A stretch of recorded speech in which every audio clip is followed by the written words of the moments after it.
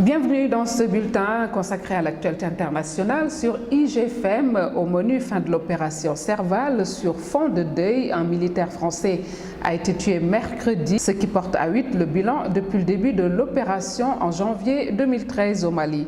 Nouvelle découverte d'une sépulture datant de plus de 5000 ans. L'exception, c'est qu'elle n'a pas été pillée. En Centrafrique, des affrontements entre Seleka et Anti-Balaka ont fait 13 morts. À découvrir dans ce bulletin un sandwich pas comme les autres puisqu'étant tartiné avec de la cocaïne. Et puis nous terminerons en Éthiopie avec cette vidéo insolite d'un carrefour qui vous donne tout simplement le tournis. Direction au berceau de l'humanité en Égypte où l'archéologue René Friedman annonce sa découverte. Il s'agit d'une momie vieille de quelques 5600 ans avant la première dynastie des pharaons. Une découverte importante pour connaître les rituels de cette période, ont annoncé mercredi les archéologues. L'importance de cette tombe vient du fait que son contenu est resté enfermé alors que la plupart des sépultures ont été pillées au fil des millénaires et que son état de préservation va donner une chance aux archéologues d'en apprendre davantage sur les rituels de cette période, a commenté René Friedman, qui mène l'équipe internationale auteur de la découverte.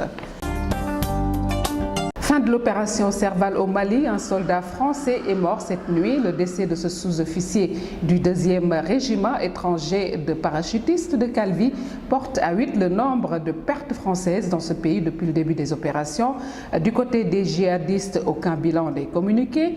Il a été tué par un engin explosif improvisé placé par un groupe djihadiste, a précisé le ministre français de la Défense, Jean-Yves Le Drian. Le chef de l'État exprime son grand respect pour le sacrifice de ce légionnaire français. Peut-on également lire dans un communiqué de l'Élysée. Rappelons que l'opération Serval avait démarré en janvier 2013 aux côtés des forces maliennes pour déloger les combattants islamistes qui contrôlaient alors les 2/3 du pays et menaçaient la capitale Bamako.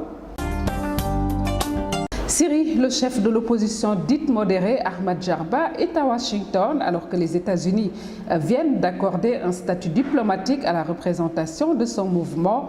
La coalition de l'opposition syrienne, Ahmed Jarba, a très clairement demandé aux Américains la livraison d'armes efficaces, livraison jusqu'ici refusée par la Maison-Blanche et le Congrès. Ahmed Jarba, qui qualifie de farce l'élection présidentielle à venir dans son pays, a comparé le régime en place en Syrie à la Corée du Nord.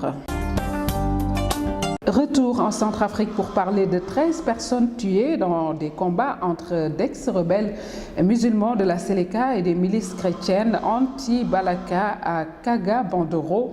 C'est à 300 km au nord de Bangui. Les affrontements communautaires meurtriers se poursuivent en Centrafrique. D'après un officier de la MISCA, la force de l'Union africaine dans le pays, tout est parti d'une attaque des anti-Balaka contre les ex-Seleka à la suite d'une tentative de vol.